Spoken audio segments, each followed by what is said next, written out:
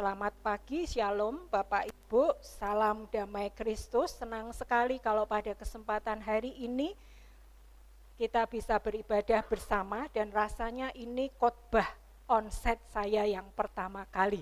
Jadi rasanya bersyukur banget, bersyukur karena di gereja ini sudah ada layarnya, sehingga saya biasa suka pakai PPT itu terfasilitasi dengan baik. Terima kasih untuk tim media yang sudah mengupayakannya dengan begitu baik.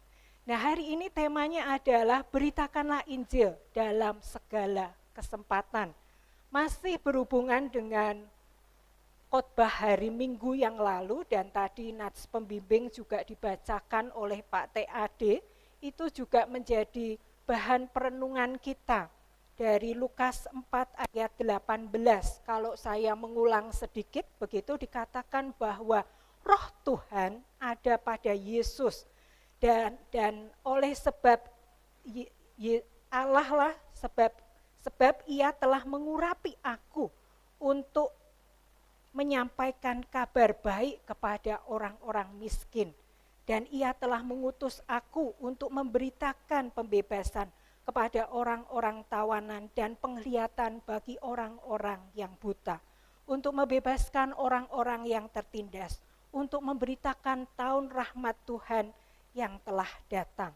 Itu ayat yang Tuhan Yesus sendiri baca dan itu tergenapi. Dan ayat itu juga menjadi bagian dalam bagaimana kita mau memberitakan Injil dalam segala kesempatan. Dalam khotbah hari ini kita punya satu tujuan, goalnya, yaitu adalah kita semua setelah selesai mendengarkan firman Tuhan, diharapkan kita bisa memahami bahwa berita Injil adalah mandat dari Allah. Dan bagaimana kita bisa memberitakan Injil dalam segala kesempatan dan situasi. Nah, kita akan baca Alkitab kita dari 2 Timotius 4 ayat 1 sampai 5. 2 Timotius 4 ayat 1 sampai 5. Demikianlah bunyi firman Tuhan. Di hadapan Allah dan Kristus Yesus yang akan menghakimi orang yang hidup dan yang mati. Aku, Paulus dalam hal ini, berpesan dengan sungguh-sungguh kepadamu Timotius demi pernyataan Allah dan demi kerajaannya. Beritakanlah firman, siap sedialah, baik atau tidak baik waktunya. Nyatakanlah apa yang salah, tegurlah dan nasihatilah dengan segala kesabaran dan pengajaran. Karena akan datang waktunya orang tidak dapat lagi menerima ajaran sehat, tetapi mereka akan mengumpulkan guru-guru menurut kehendaknya untuk memuaskan keinginan telinganya. Mereka akan memalingkan telinganya kepada kebenaran dan membukanya bagi dongeng. Tetapi Timotius, kuasailah dirimu dalam segala hal. Sabarlah menderita. Lakukanlah pekerjaan pemberita Injil dan tunaikanlah tugas pelayananmu. Demikianlah pembacaan firman Tuhan. Ayat ini, firman Tuhan ini kalau dibilang, wah ini tugas berat gitu. Kalau saya ketika merefleksikan sendiri begitu ya, ini rasanya tugas berat bagi Timotius, apalagi pada waktu itu Timotius ini pesan terakhir, wasiat terakhir dari Paulus untuk Timotius. Kalau Bapak Ibu nanti berkesempatan dan mau membacanya dari 1 Timotius dan 2 Timotius, ayat berikutnya, ayat ke-6 dan selanjutnya, kita jadi tahu bahwa ini kata terakhir dari Rasul Paulus untuk Timotius. Dan rasanya kalau kita memperhatikan dari ayat yang pertama, itu seakan-akan seperti sumpah. Ayo kamu sumpah, kamu janji bahwa kamu akan melakukan ini semua. Dan itu banyak perintahnya Bapak Ibu. Nah, kalau dikatakan di sini temanya adalah beritakanlah Injil dalam segala kesempatan. Nah, artinya apa Bapak Ibu? Saya dulu pada waktu saya masih remaja gitu ya, masih di GKMI Kudus, itu saya merasa bahwa kalau memberitakan Injil itu berarti saya itu mesti ngomong sama orang yang saya tidak kenal, dan kemudian saya akan ngomongin orang itu, kamu harus percaya kepada Tuhan Yesus. Kamu harus percaya kepada Tuhan Yesus. Nah, itu menakutkan buat saya, karena ini orang yang belum saya kenal atau baru saya kenal dekat, kemudian saya mengatakan bahwa kamu harus kenal Tuhan Yesus loh supaya kamu selamat. Itu rasanya berat banget. Dan rasanya gimana caranya aku juga gak tahu, itu dulu. Tapi begitu saya masuk sekolah teologi dan berproses, saya menyadari bahwa ternyata menjadi saksi Tuhan itu tidak harus seperti itu gitu. Saya melihatnya bahwa Injil, beritakanlah Injil, itu artinya adalah kabar baik, kabar sukacita. Nah, saya diteguhkan kembali ketika saya membaca dan mempelajari 1 Timotius dan 2 Timotius. Kalau saya membaca, nanti Bapak Ibu bisa mendengarkan, bisa mempelajarinya dan membacanya.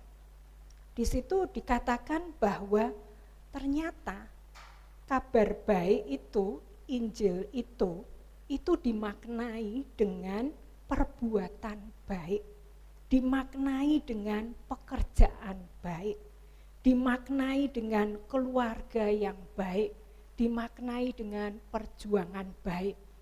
Kalau begitu gampang banget, semua orang, gak harus yang sekolah teologi, gak harus seperti saya harus sekolah teologi.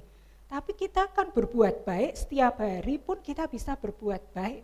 Hanya punya niat baik, mewujudkan berbuat baik, itu sudah memberitakan Injil. Kalau saya hitung, ada kurang lebih 8 kali disebutkan oleh Rasul Paulus tentang berbuat baik, perbuatan baik, perjuangan baik, keluarga yang baik. Nah, itu artinya apa? Ini artinya ada kesempatan bahwa kita semua enggak harus sekolah teologi pun bisa melakukan perbuatan baik. Nah, kalau diomongin beritakanlah Injil dalam setiap kesempatan. Kesempatan itu apa? Nah, kalau kita perhatikan lagi dari firman Tuhan, dari 1 Timotius dan 2 Timotius. Bapak Ibu bisa membacanya, di situ ada satu kata tentang kesempatan, itu pada waktu Paulus menggunakannya tentang janda. Janda, bagaimana hidup seorang janda itu. Janda yang berkenan di hadapan Tuhan itu seperti apa. Dan dalam 1 Timotius 5 ayat 10 dikatakan bahwa janda yang baik itu janda yang telah menggunakan kesempatannya untuk berbuat baik. Jadi gampang banget memberitakan Injil itu ya, janda pun bisa dengan apa? Berbuat baik dalam kehidupannya. Menariknya, di 2 Timotius 2 ayat 25, Bapak Ibu bisa cek sendiri, di situ dikatakan bahwa hamba Tuhan, soal hamba Tuhan itu mesti gimana.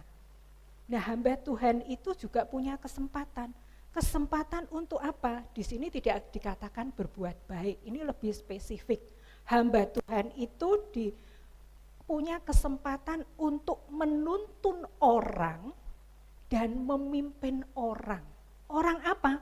Orang yang suka melawan. Nah, konteks pada waktu itu, dan ada banyak orang lah ya, kita tahu bahwa kadangkala kita kalau ngomongin yang baik itu kan orang biasanya tidak mau dengar, apalagi keluarga kita sendiri. Kalau kita ngomongin yang baik itu kadang dengan keluarga sendiri kita tidak dipercaya. Nah, orang yang suka melawan ini kita berkesempatan untuk menuntunnya, memimpinnya, untuk apa? Untuk orang yang suka melawan itu bertobat. Jadi gampang, bertobat. Bertobat itu berarti ya baliklah dari jalan yang benar, jangan ikuti jalan yang berdosa. Dan kemudian dikatakan di situ juga menolong, mengenal orang itu setelah bertobat, orang itu bisa mengenal kebenaran. Kalau saya simpulkan bahwa kesempatan itu berarti bahwa kesempatan kita untuk berbuat baik. Jadi jangan ngomong tok kalau saya bilang berbuat baik, berbagi kebaikan itu, dan juga bertobat. Kesempatan itu jangan pernah kita lewatkan, baik diri sendiri maupun kepada orang lain. Kemudian 3 lagi, yaitu apa? Yaitu yang pertama ada menuntun dan memimpin, mengenal. Menuntun, memimpin, mengenal. 3M. Kesempatan itu bisa kita lakukan, baik itu janda maupun hamba Tuhan. Hamba Tuhan itu bukan berarti, oh saya enggak sekolah teologi, enggak harus. Hamba Tuhan itu siapapun, setiap kita yang sudah mengenal Kristus Yesus itu artinya bahwa kita diberi kesempatan oleh Tuhan untuk menuntun orang, memimpin orang, dan mengenalkan orang pada jalan kebenaran. Nah inilah topik tentang beritakanlah Injil dalam kesempatan. Artinya yang pertama adalah bahwa Bapak Ibu mesti menyadari bahwa memberitakan Injil itu adalah kesempatan. Itu yang pertama, kesempatan. Kesempatan yang tidak boleh kita lewatkan mumpung kita masih hidup. Kalau kita mati ya kita tidak bisa ngapa-ngapain. Itu yang pertama. Dan yang kedua adalah tentang perintah.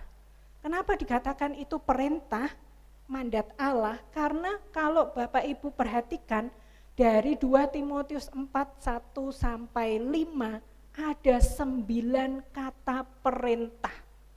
Pakainya tuh lah gitu ya. Nah ini menunjukkan bahwa kita mesti melakukannya. Perintah ada 9 malahan yang mesti harus kita lakukan.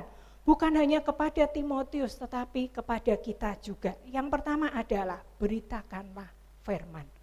Artinya apa? Artinya adalah kita memberitakan firman Tuhan, kebenaran firman Tuhan dimanapun dan kapanpun kita berada.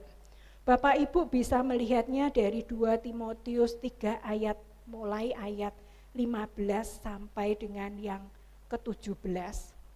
Di situ dikatakan bahwa hikmat Tuhan menuntun pada keselamatan iman kepada Kristus Yesus. Dan firman Tuhan itu, jadi segala tulisan itu diilhamkan Allah untuk apa? Untuk mengajar, untuk menyatakan kesalahan, untuk memperbaiki kelakuan, dan untuk mendidik orang dalam kebenaran. Dan semuanya ditutup dengan ayat 17, itu akan diperlengkapi, dasar firman Tuhan itu akan memperlengkapi kita untuk tujuan perbuatan baik. Artinya bahwa kita memberitakan firman Tuhan itu tujuannya akhirnya juga berbuat baik, untuk menolong orang lain, memimpin orang lain, menuntun orang lain pada jalan kebenaran, jalan keselamatan di dalam Kristus Tuhan. Itu yang pertama.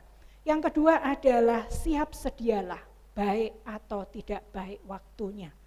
Baik atau tidak baik waktunya itu diilustrasikan oleh Rasul Paulus dengan prajurit yang baik, dengan prajurit yang berjuang. Kita memahami kalau namanya prajurit tentara, hukum wajibnya itu patuh, taat sama komandannya.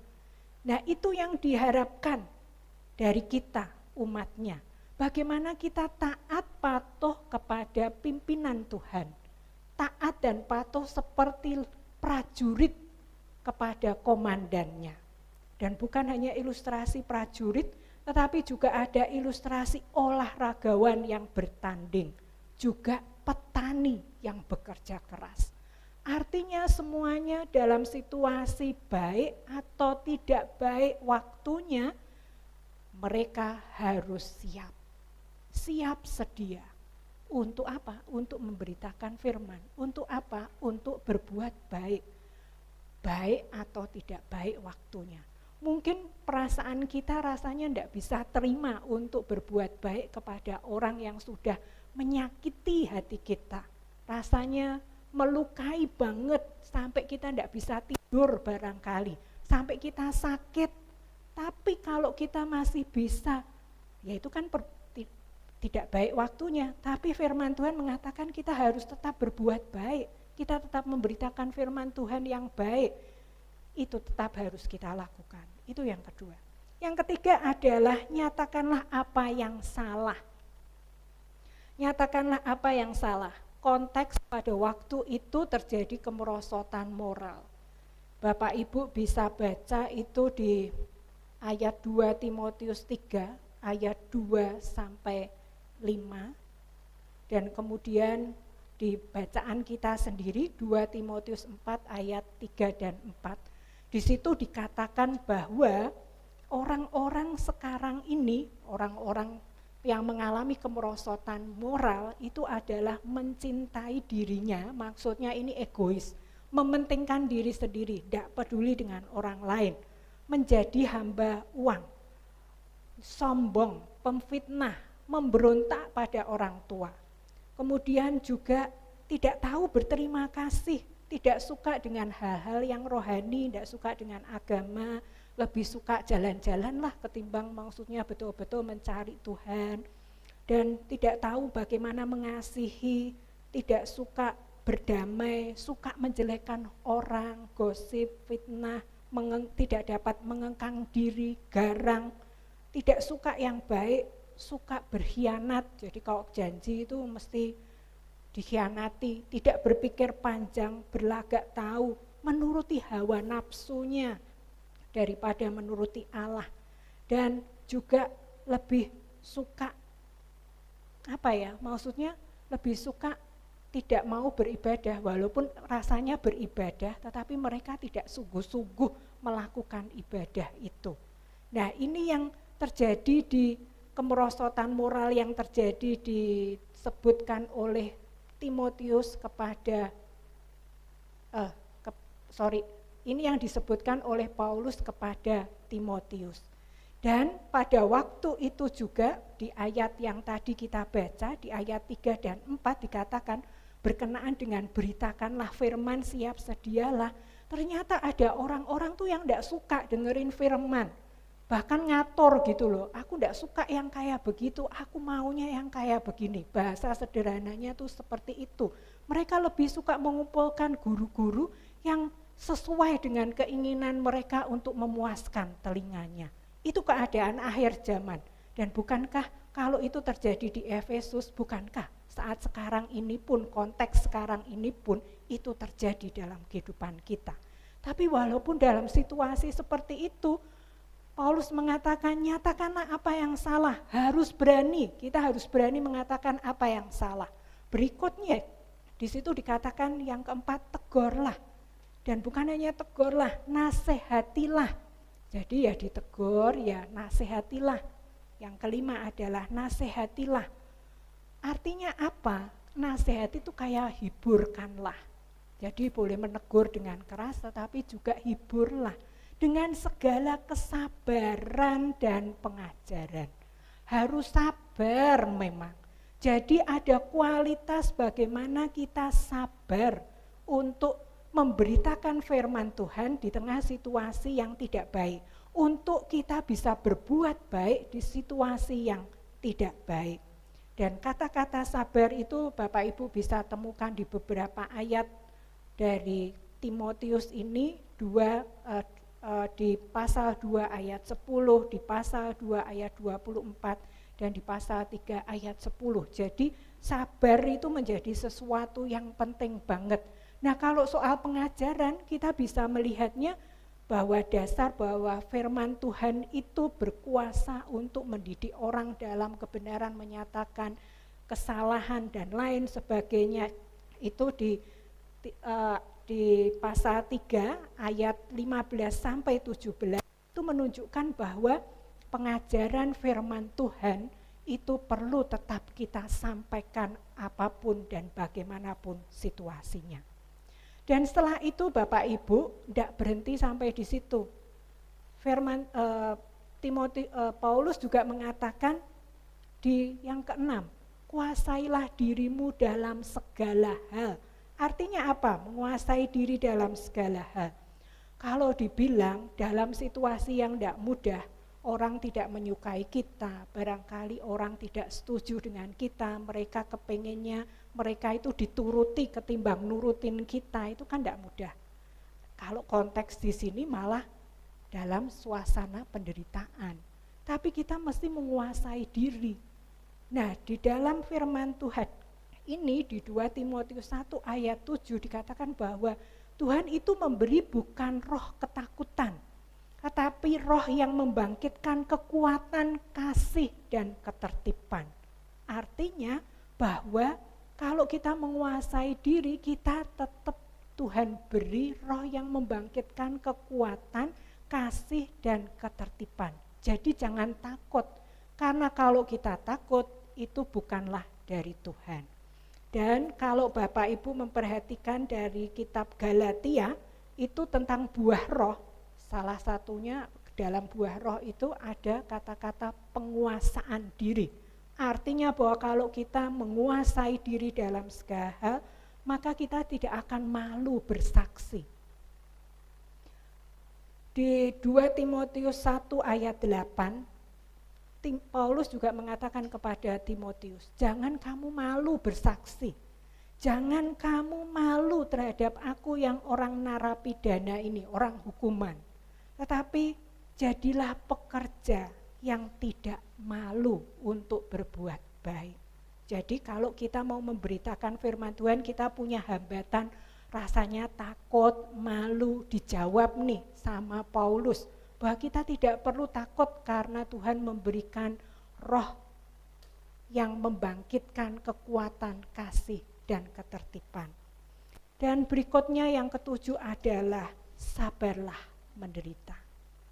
Ada banyak penderitaan hidup karena kesalahan kita sendiri, penderitaan hidup karena mungkin orang lain, kita perlu sabar menderita. Dan yang kedelapan adalah lakukanlah pekerjaan pemberita Injil.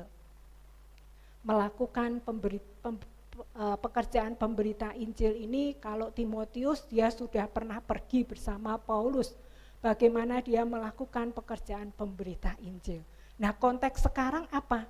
Ya kalau Bapak Ibu punya kesempatan untuk memberitakan firman Tuhan, di mana? Di sekolah minggu barangkali, di komisi pemuda, di remaja, pada saat kita menolong orang lain untuk lebih mengenali firman Tuhan, ataupun ketika kita ada di lingkungan kita, di pekerjaan kita. Tidak harus melalui pemberitaan Injil begitu rupa, tapi Injil itu kan kabar baik. Injil itu adalah perbuatan baik. Kita tetap bisa lakukan itu. Yang kesembilan, yang terakhir adalah tunaikanlah tugas pelayananmu. Tunaikanlah tugas pelayananmu artinya dalam bentuk apapun profesi kita. Saya mendaftarkan bahwa di situ Rasul Paulus menyebutkan ada profesi raja, pembesar, pemberita, rasul, pengajar, penilik jemaat, diaken, penatua, pelayan Kristus, hamba Tuhan, laki-laki, perempuan, janda, budak, tuan, itu ada semua. Dan bagaimana setiap orang dalam profesinya masing-masing menunaikan tugas pelayanannya. Nah sekarang kalau kita sudah mendapati nih, bahwa memberitakan Injil kerajaan Allah itu adalah kesempatan yang pertama. Yang kedua adalah perintah yang mau tidak mau harus kita lakukan. Bukan tugas penatua diaken saja, bukan tugas pendeta saja. Tapi ini tugas semua orang, siapapun kita yang sudah percaya kepada Kristus Yesus, kita perlu memberitakan Injil, kabar baik, kabar sukacita kepada semua orang. Nah, pertanyaan selanjutnya adalah bagaimana caranya? Bagaimana saya bisa menghidupinya untuk bisa memberitakan Injil dalam setiap kesempatan, dan ketika saya tahu bahwa ini perintah Tuhan, padahal saya bukan sekolah teologi, saya tidak berpendidikan, saya tidak rajin mungkin membaca Alkitab, apa yang saya bisa lakukan? Saya memberikan caranya dengan tips tips untuk memberitakan Injil dalam kesempatan. Ini akronim Bapak Ibu. Jadi akronimnya adalah kata sempat. Akronim dari kata sempat. Nah, yang pertama S, yaitu sabar. Ini harus kita bisa memberitakan Injil perbuatan baik kalau karakter kita itu nampak kita itu orang yang sabar. Kita orang yang bersyukur atas segala sesuatu yang terjadi dalam kehidupan kita. Kita dikenal bukan orang yang tidak mau, maksudnya tidak pernah puas, suka komplain dan compare gitu, kritik kepada orang lain, tapi kita penuh syukur, mensyukuri apa-apa yang Tuhan berikan buat kita. Dan karena kita sabar, syukur, akhirnya dengan sendirinya kita itu bersukacita. Nah, itu karakter yang pertama yang kita bisa lakukan dengan S-nya. Dan yang kedua adalah emosi. Emosi, setiap kita punya emosi. Nah, bagaimana emosi kita? Apakah emosi kita malu, takut untuk memberitakan Injil? Atau emosi kita punya iman dan punya keberanian untuk menyatakan yang benar ada benar, untuk menunjukkan kebaikan. Loh, untuk menyatakan kebaikan aja ada orang yang tidak berani, sungkan masa saya yang lain berbuat kayak begitu, kok aku mau tetap berbuat baik pada orang yang rasanya memang tidak berhak untuk dapat hal baik. Kita perlu keberanian, mintalah keberanian itu. Kita bisa menggunakan, memberitakan kabar baik itu dengan emosi kita, emosi yang positif, yang mempengaruhi orang lain untuk lebih bertumbuh, bukan emosi yang mengkritik, yang menyakiti orang, yang membuat orang lain jadi down, tetapi membuat orang menjadi beriman dan berani. Yang ketiga adalah E terus M. M apa? Kita ingat betul dalam pikiran kita bahwa ketika saya berbuat baik, ketika saya melakukan hal-hal kecil ini, ketika saya memberitakan hal yang baik yang membuat orang yang tertekan itu menjadi bersukacita, ini adalah mandat Tuhan. Saya sedang menyelamatkan jiwa. Ya, zaman sekarang saya memang suka mempelajari mental health, kesehatan mental. Ada banyak orang yang sekarang ini mentalnya tidak dalam kondisi yang baik dan sehat. Nah, bagaimana kita bisa menyelamatkan jiwa mereka? Untuk mereka pun bisa merasakan sukacita, menikmati bahwa hidup itu dinikmati, bukan disesali. Bahwa hidup itu satu kesempatan yang indah, di mana saya bisa bertumbuh dan berkembang, di mana banyak orang yang mengasihi dan mencintai. Ada banyak orang yang jiwanya tersakiti, jiwanya sakit. Nah, kita datang untuk menyelamatkan mereka, mendoakan mereka. Kalau kita tidak punya, saya tidak bisa konseling kok Bu, seperti Bu Ani tidak bisa. Tidak apa-apa, kita bisa doakan, kita bisa share. Kalau ada acara di gereja, kita bisa share YouTube-nya. Untuk, tidak perlu kita harus pandai ngomong, tapi kita bisa share aja di media sosial kita. Yang kita punya apa, bahkan di status WA kita pun kita bisa share itu. Kenapa kalau misalnya ada orang share ke kita, ayo like, subscribe, komen. Oh jangan, nanti bikin dia kaya. Memangnya bisa dia kaya? Pak Ardian kaya Pak? Ya kadang orang merasa begitu, padahal enggak. Kita itu sedang menjalankan mandat Tuhan loh, menyelamatkan jiwa. Siapa tahu ketika mendengarkan lagunya Regina, mereka jadi terberkati, sukacita. Ketika mendengarkan khotbahnya Pak TAD, merasa mendapat insight sesuatu dan dia bersemangat, bergairah untuk hidup, menyelamatkan jiwa. Bahkan bisa mentransformasi kehidupan. Karena ketika mendapat kesadaran tertentu dan ketika orang itu sadar, maka orang itu akan melakukan, berharap bisa melakukan. Kalau orang itu bisa melakukan, maka transformasi, perubahan itu bisa terjadi. Sama seperti kita, kalau kita mendengarkan firman Tuhan ini, terus lupa. Kita tidak ambil satu aja, satu insight yang saya mau bawa pulang, yang saya mau lakukan, akhirnya kita lupa. Tapi ketika kita, wah banyak banget, tapi yang saya mau bawa pulang adalah sempat Bu. Saya mau tanamkan di hati saya dan pikiran saya, bahwa saya sempat Dan itu akan saya lakukan. Dengan cara apa? Doa. Tadi Pak T.A.D. mengatakan berdoa. Saya mau doain. Ketika saya ketemu dengan teman-teman di gereja, saya kok merasa tergerak hati untuk mendoakan orang ini. Kita doain, itu bisa menyelamatkan jiwa. Siapa tahu orang itu sedang berbeban berat, sudah berpikir mau bunuh diri, tetapi berkat doa saudara, orang itu tidak jadi ada penolongnya. Yang nolong bukan saudara, tapi itu berkat doa saudara. Itu mungkin dan sangat bisa terjadi. Yang berikutnya adalah P. P ini pimpinan. Setiap kita itu pemimpin. Ya baik itu penatua, diaken, hamba Tuhan, jadilah teladan, intinya begitu. Menjadi teladan itu ya gunakanlah kepemimpinan kita. Kita lebih mengarahkan kepada orang lain menuju hal yang benar dan yang baik. Yang berikutnya, yang kelima adalah ajaran. Ada banyak sekarang ajaran, tapi gunakanlah ajaran sehat. Pakailah 2 Timotius 3 ayat 16, bahwa firman Tuhan itu benar-benar menyatakan kesalahan, memperbaiki orang yang mendidik orang dalam kebenaran, memperbaiki kelakuan, terus juga menyatakan kesalahan juga untuk mengajar. Kita lakukan itu untuk ajaran sehat. Yang terakhir adalah T. T di sini ada taat. Ingat seperti prajurit, itu kita mesti taat. Dalam penderitaan hidup ini kita mesti tangguh dan kita mesti tekun. Tekun apa? Tekun dalam pembacaan firman Tuhan. Itu ada tuh. Bagaimana di Paulus mengatakan kepada Timotius bahwa kamu perlu tekun dalam membaca kitab suci, tekun dalam mengajar dan membangun.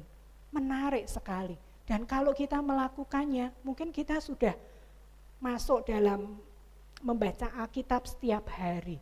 Nah, ambillah waktu untuk mempelajari lebih detail. Ketika mempelajari lebih detail, percayalah Tuhan itu akan tambahkan. Tiba-tiba itu dapat sesuatu yang baru, oh menarik banget. Semuanya itu ada dalam firman Tuhan, dalam Alkitab ini. Itu yang saya temukan dan itu membuat saya sangat bersuka cita.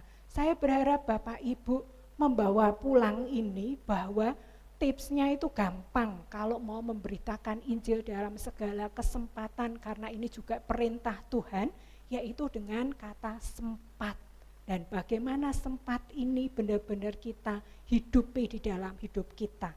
Sabar, syukur, dan juga sukacita dalam kehidupan kita. Emosi kita, emosi yang terbaik yang kita kelola dengan baik. Kemudian M, kita tahu itu akan menyelamatkan jiwa, mentransformasi kehidupan orang lain, walaupun kita mungkin tidak ketahui, itu yang M.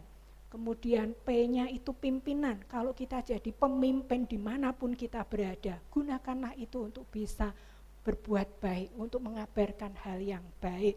Kemudian ajaran, bagaimana kita mengajar ajaran yang sehat. Dan yang terakhir T, bagaimana kita taat, tangguh, dan teguh.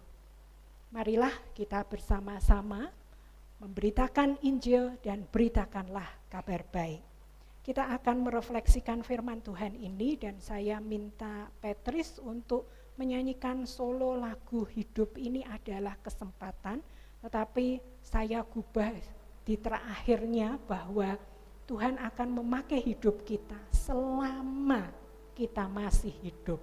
Karena ketika kita sudah pulang nanti, kita meyakini bahwa hidup ini sudah jadi berkat.